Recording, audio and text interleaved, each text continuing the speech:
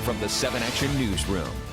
The jury did not buy his claim of self-defense. And tonight, Theodore Wafer, guilty as charged, did the shooting death of Renisha McBride on his front porch in Dearborn Heights. Team 7 coverage begins with 7 Action News reporter Kimberly Craig, who covered this case from start to finish, and she was inside the courtroom for the verdict. Kim.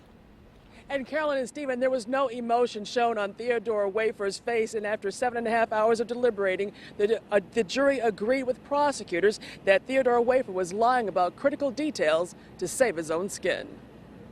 That was no accident. That was not self-defense. He did murder. Count 1, murder in the second degree.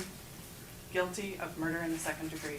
Finding Theodore Wafer did not kill Renisha McBride in self-defense, the jury found him guilty of manslaughter, felony firearm, and the most serious charge of second-degree murder, a conviction that carries a penalty of any number of years up to life in prison. She was not violent.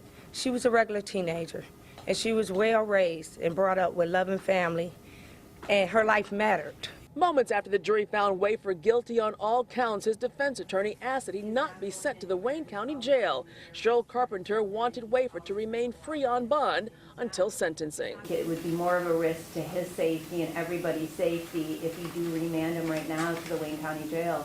I don't think that's a safe place. Your Honor, he's been convicted of second-degree murder. I think the jury has spoken. This was a very, very unique case, very unusual situation. He didn't go out of his house looking for this.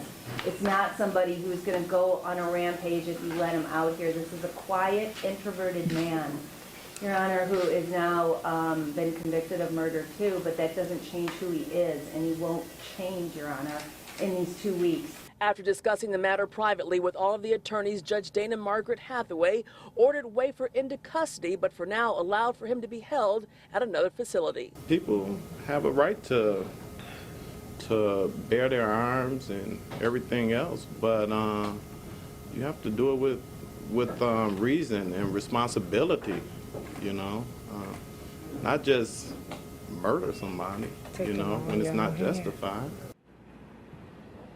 And Theodore Wafer is now locked up in a jail in Hamtramck, and second-degree murder carries a penalty of any number of years in prison up to life. The felony firearm conviction, that is a mandatory 2 years in prison. Theodore Wafer will be sentenced on August 25th.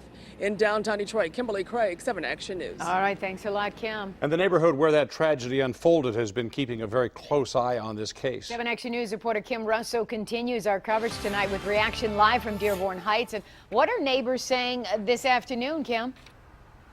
Stephen and Carolyn, I talked to a man who said when Ted Wafer shot through this door at Renisha McBride on this porch, this neighbor was outside and heard the gunshots. He saw the crime investigation that followed, and he's been wondering ever since if Renisha McBride had come to his house instead of Ted Wafer's. Would she be home with her family, or would he have been afraid and acted with violence?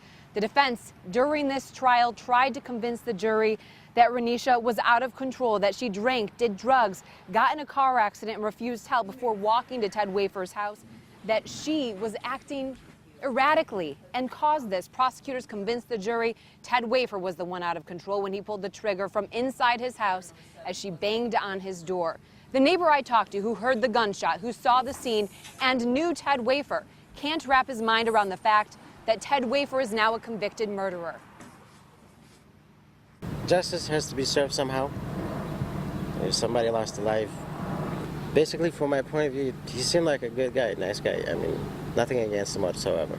Do you think he meant to kill her? I don't think so. Now, when this happened, it was compared by many to the Trayvon Martin case because Renisha McBride was an unarmed black teenager. But even Renisha's family members today say they don't feel that this is about race. Her aunt told me this is about a man who shot first, asked questions later, and later was too late. Reporting live in Dearborn Heights, Kim Russell, 7 Action News. And you can see the judge's entire verdict and reaction to the Wafer murder conviction on our website at WXYZ.com.